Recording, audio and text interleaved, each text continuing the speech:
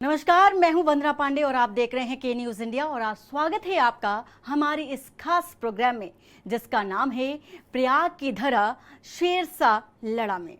1857 की प्रथम स्वतंत्रता संग्राम से लेकर 1947 की जंगे आज़ादी में प्रयागराज यानी कि पहले के इलाहाबाद की ऐतिहासिक धरोहरों का महत्वपूर्ण और अविस्मरणीय और अमूल्य योगदान रहा।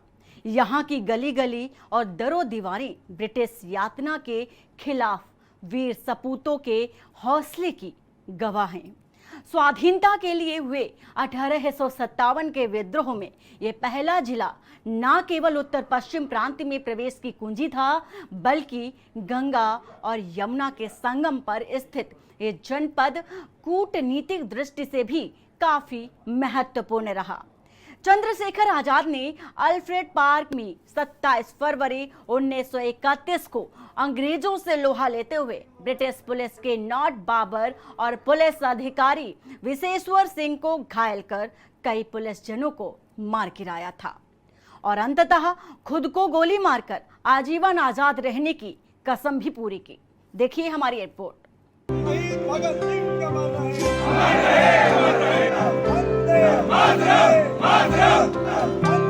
मातरम।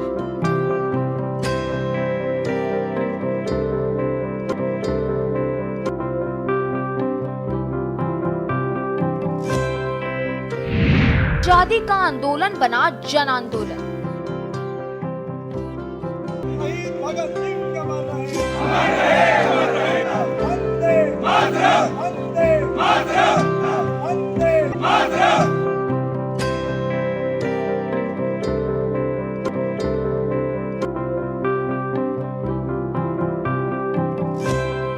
आजादी की लड़ाई में तब का इलाहाबाद और आज का प्रयागराज मजबूती से लड़ा था।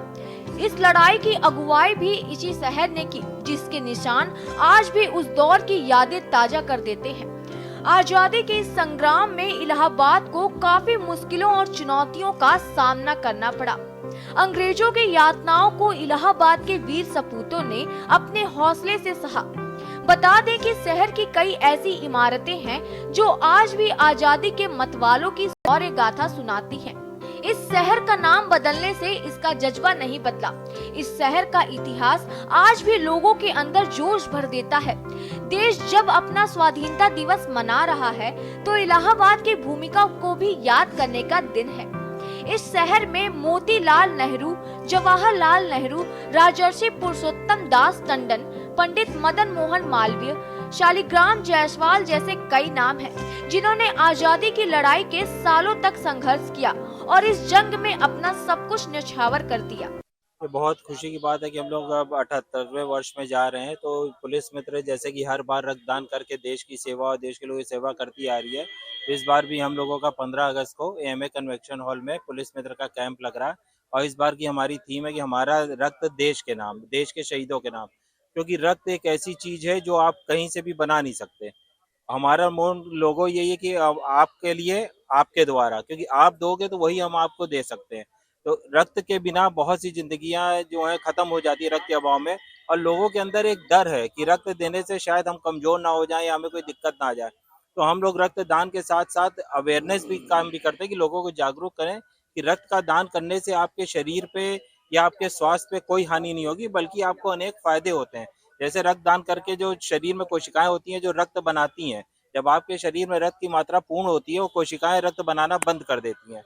जैसे ही वो जो रक्त है वो आपका बासी होने लगता है और उसमें रोग प्रतिरोधक क्षमता कम हो जाती है, जिससे आप कई बीमारियों से ग्रसित हो जाते हैं। स्वतंत्रता दिवस को लेकर आप क्या कहना चाहेंगे? 78वां स्वतंत्रता दिवस हम लोग मना रहे हैं इस बार, उसको लेकर क्या कहना चाहेंगे? सर, 78वें स्वतंत्रता दिवस पे भी मैं यही कहना चाहूंगा कि आज भी लोगों में रक्त को लेकर जागरूकता नहीं है। तो मेरा उनसे निवेदन है कि इस बार जो शहीद हो गए हमारे लिए, हमारी आज़ादी के लिए जो लोग शहीद हो गए, उनके नाम पे आए और भारी से भारी मात्रा में रक्तदान करके उन शहीदों को नमन करें। हर गली में जंग ए आजादी की कहानी। आपको बता दें कि क्रांतिकारियों के लिए प्रयागराज गढ़ हुआ करता था। अमर शहीद चंद्रशेखर आजाद ने लंबे समय तक यहाँ रहकर आजादी की लड़ाई के लिए संघर्ष किया। बाद में आजाद यहीं पर शहीद भी हुए। शहर की कई ऐसी इमारतें हैं जो आज भी आजादी के मतवालों की शौर्य गाथा सुनाती हैं। आजादी की लड़ाई में प्रयागराज मजबूती से लड़ा था। इस लड़ाई की अगुवाई भी इसी शहर ने की, जिसके निशान आज भी उस दौर की यादें ताजा कर देते हैं। आजादी के इस संग्राम में प्रयागराज को मुश्किलों और चुनौतियों से गुजरना पड़ा। अंग्रेजों की यातनाओं को इलाहाबाद के वीर सपूतों ने अपने हौसले से सहा। यहाँ की माटी उन तमाम नीतियों की गवाह है जिसे महात्मा गांधी, जवाहरलाल नेहरू जैसे नेताओं ने इस प्रयागराज में बैठकर अपनी रणनीति में शामिल किया। इलाहाबाद की हर गली में जंग-ए-आजादी की कहानी छिपी है। यहाँ की हर घरों की दीवारों पर आजादी की लड़ाई की दास्तान है। ये जगह क्रांतिकारियों का भी ठिकाना रही है। क्रांति की अलख जलाने वाले नायक चंद्रशेखर आजाद इसी शहर के अल्फ्रेड पार्क में शहीद हुए थे। बात 1870 की है। कोबर और गोथा के राजकुमार अल्फ्रेड ने प्रयागराज का दौरा किया। इस घटना की याद में शहर के अंग्रेजी क्वार्टर सिविल लाइंस के केंद्र में स्थित 133 एकड़ क्षेत्र में एक पार्क बनाया गया। 1931 में क्रांतिकारी स्वतंत्रता सेनानी चंद्रशेखर आजाद ने इसी पार्क में अंग्रेजों के साथ भीषण गोलीबारी की थी। 24 वर्ष की आयु में आजाद की शहादत 27 फरवरी 1931 को यही हुई थी। हम यही कहना चाहेंगे कि हम बहुत उत्साहित हैं और बढ़ता रहे और जन समाज का उत्थान करें। आपका MSc मैथमेटिक्स और इसके बाद हम PhD करने वाले जी। तो आगे भविष्य में क्या आप बनना चाहते हैं? और चाहूँगा कि जो मेरे स्टूडेंट्स हैं उनको ऐसा समस्याएं ना हो। तो स्वतंत्रता दिवस जो आ रहा है 78वां स्वतंत्रता दिवस है, इसको लेकर के आप पूरा देश जो है समय पूरी तरीके से जो खुशी के माहौल में डूबा हुआ है, तो इसको लेकर के आप क्या करेंगे? मैं भी एकदम उत्साहित हूँ स्वतंत्रता दिवस को लेकर और मैं तो हमेशा मेरी यही कामना है कि देश के लोग एक तरह से देश के प्रति अपने कर्तव्यों का पालन करते रहें और हमारी सरकार भी जो है नागरिकों के प्रति अपने कर्तव्य का पालन करे और हमारा देश ऐसे आगे बढ़ता है। आजाद पार्क का इतिहास। प्रयागराज आजाद पार्क का नाम भारतीय स्वतंत्रता आंदोलन के महानायक चंद्रशेखर आजाद के नाम पर रखा गया है। यह एक महत्वपूर्ण पार्क है। इस पार्क का इतिहास महत्वपूर्ण है क्योंकि ये भारतीय स्वतंत्रता आंदोलन के दौरान एक प्रमुख स्थान रहा है। प्रयागराज आजाद पार्क की स्थापना भारतीय स्वतंत्रता संग्राम के दौरान हुई। इसे 1947 में बनाया गया था। इस पार्क का नाम महानायक चंद्रशेखर आजाद के नाम पर रखा गया था। आजाद पार्क में आंदोलनकारियों ने अंग्रेजी सरकार के खिलाफ विरोध प्रदर्शन और सत्याग्रह किए थे। प्रयागराज आजाद पार्क आज भी स्थानीय और पर्यटकों के बीच एक प्रसिद्ध स्थल है, जहां लोग शांति और ध्यान का आनंद लेते हैं और स्वतंत्रता संग्राम के दौरान दिए गए समर्थन को याद करते हैं। चंद्रशेखर आजाद भारतीय स्वतंत्रता संग्राम के वीर सूरवीर थे। उन्होंने ब्रिटिश सरकार के खिलाफ स्वतंत्रता आंदोलन में अपना बहुमुखी योगदान दिया। चंद्रशेखर आजाद का जन्म 23 जुलाई 1906 को मध्य प्रदेश के झाबुआ जिले के भाबरा नामक स्थान पर हुआ था। उनका असली नाम चंद्रशेखर तिवारी था, लेकिन उनके योग्य आदर्शवादी सोच के कारण उन्हें आजाद के नाम से भी जाना जाता है। आजाद ने अपने जीवन में गरीबी, निष्कर्म भाव और भारत की आजादी के लिए अपनी जान न्यौछावर कर दी। आजाद की विद्रोही कार्रवाई में मुख्य रूप से काकोरी ट्रेन हिंसा और काकोरी कांड नामक घटना शामिल थी। 9 अगस्त 1925 को आजाद और उनके सहयोगियों ने काकोरी ट्रेन को लूटने का प्रयास किया, जिसमें ब्रिटिश सरकार के राजकोष से सामग्री लूटने की कोशिश की गई।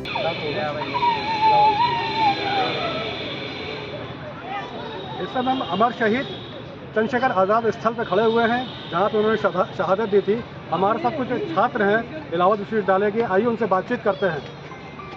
क्या करते हैं आप? इलाहाबाद विश्वविद्यालय के किस चीज़ से? अच्छा, तो अब हम लोग जो है 15 अगस्त आने वाला है, 15 अगस्त है और इसके अलावा क्या कहते हैं 78वां स्वतंत्रता दिवस है, तो इसको लेकर क्या कहना चाहेंगे? बस ये कि गर्व का विषय है हमारे देश और ये आप लोग भी सकते हैं, हमारे बलिदान लोग हैं, हम लोग के गर्व का विषय है। क्या करते हैं पढ़ाई में? अब आप लोग किस स्ट्रीम में पढ़ाई कर रहे हैं? हम ये ग्रेजुएशन कर रहे हैं। इसके आगे क्या चीज़ की तैयारी कर रहे हैं? Civil service. तो 78वें स्वतंत्रता दिवस पे आप क्या कहना चाहेंगे? गर्व का विषय है आप लोगों के सबके लिए। आप लोग यूथ हैं, भविष्य है देश का, और आगे चल के आप ही लोगों के कंधों पे देश चलेगा। तो हमारे वीर शहीद लोगों ने जो क्रांतिकारी ने अपनी शहादत दी है और जो हम लोग स्वतंत्रता दिलाई है, इसको लेकर के आपके गर्व पे अनुभूति है आप लोगों को? मुझे तो बहुत ज़्यादा प्राउड हो रहा है। आज से 73,000 हमारे देश के शहीद हुए।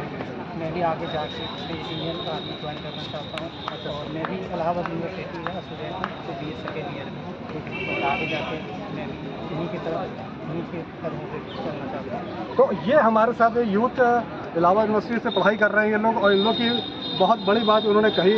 उन्होंने कहा कि मैं इन्हीं के पद चिन्हों पर चलना चाहता हूँ, इंडियन आर्मी को ज्वाइन करना चाहता हूँ, जिससे देश की सेवा को हम कर सकें। और जो जहाँ पे हम खड़े हुए हैं, ये शहादत स्थल है चंद्रशेखर आज़ाद जी का, जिन्होंने यहाँ पे शहीद होकर के हम लोग को आज़ादी दिलाई, और उन्हीं के पद चिन्हों पर चलने की बात हमारे भविष्य जो देश के हमारे युवा हैं वो कर रहे हैं। थॉर्नहिल मेने मेमोरियल।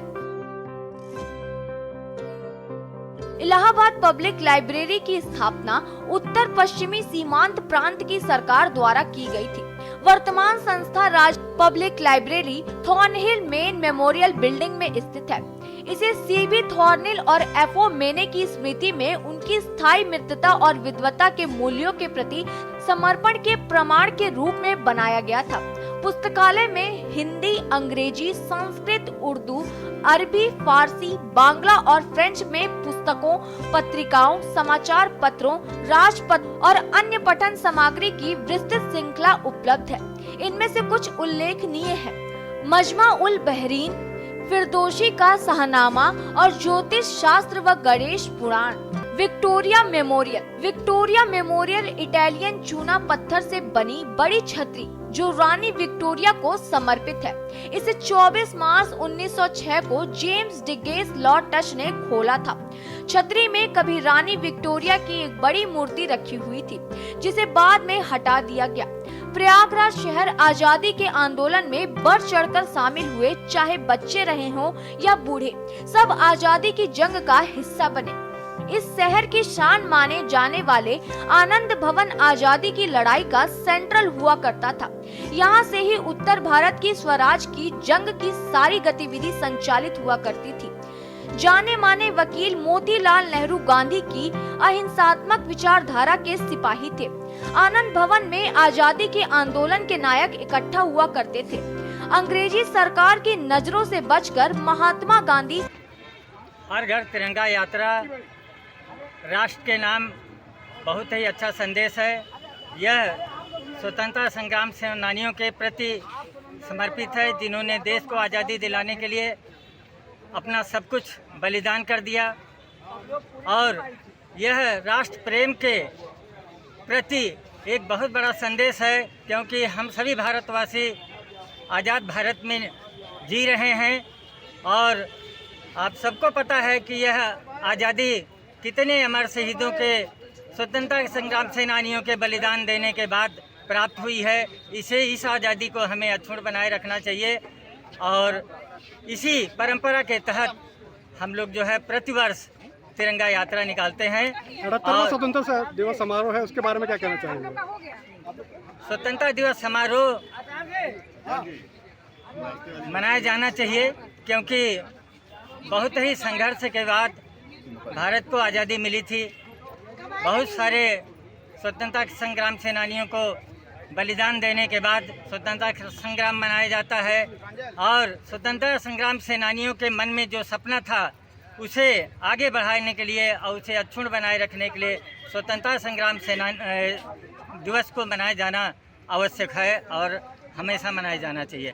ये तिरंगा यात्रा हम लोग हर साल पटेल चौराहा अल्लाहपुर से निकाल करके शहीद चंद्रशेखर आज़ाद प्रतिमा तक इस मकसद से निकालते हैं कि जिन वीरों, जिन शहीदों की कुर्बानी से देश को आज़ादी मिली, हमें आज़ादी मिली, कम से कम हम उन्हें एक दिन याद करें और आने वाली पीढ़ी को यह संदेश देना चाहते हैं कि यह जो आज़ादी आज आपको मिली है, ये हमारी या हमारे पहले की पीढ़ी द्वारा नहीं, बल्कि हमारे इन वीर शहीदों की कुर्बानी से मिली। इसलिए हम इसको हर साल मनाते हैं और हमारी कोशिश रहेगी कि हम इसे हर साल मनाते रहें। स्वतंत्रता दिवस को लेकर क्या कहना चाहेंगे?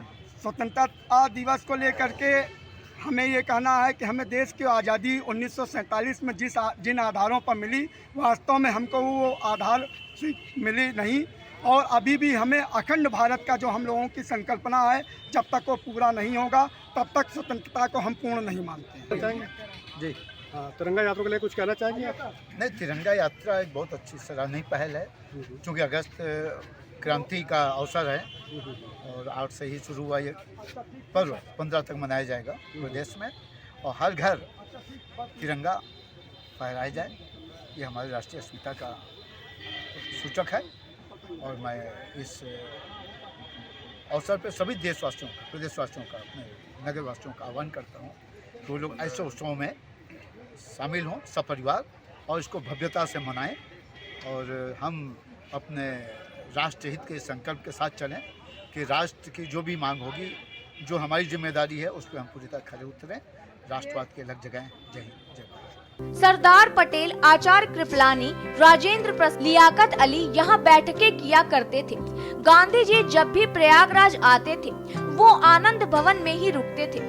सन 1942 में जब भारत छोड़ो आंदोलन चल रहा था, तब अंग्रेजी सरकार ने आनंद भवन को जब्त कर लिया गया था।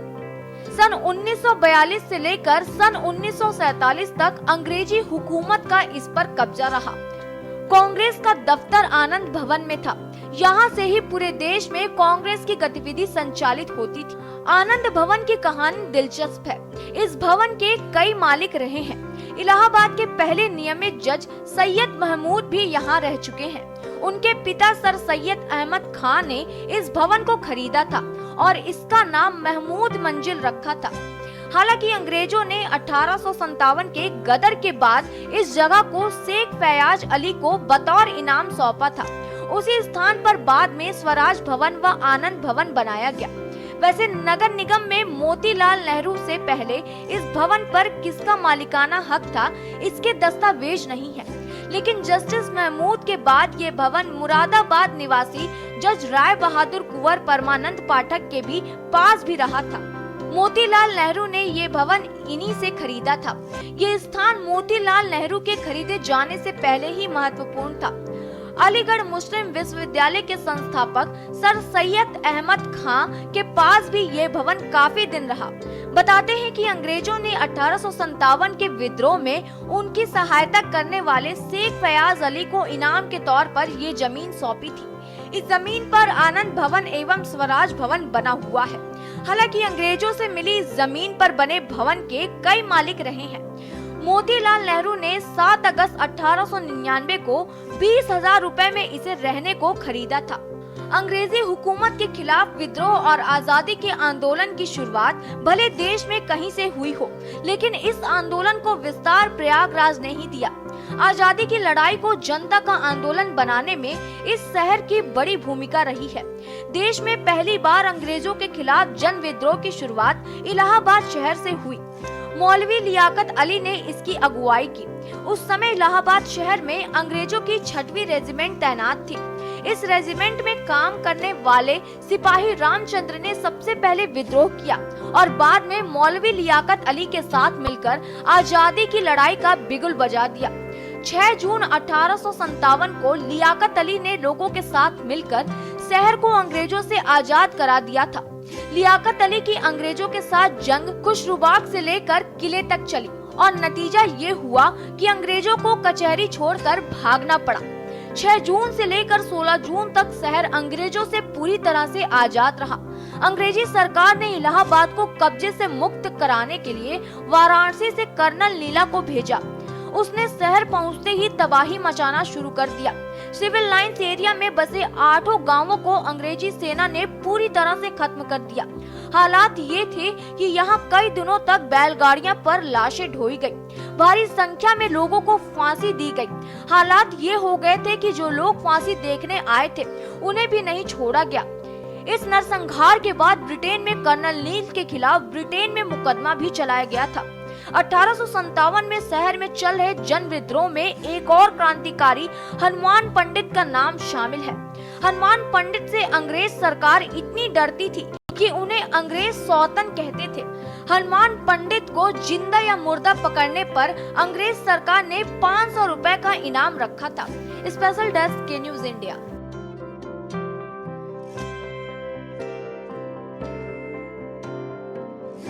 हमारी इस खास पेशकश में बस इतना ही। बाकी की खबरों के लिए बने रहिए आप के न्यूज इंडिया के साथ। नमस्कार।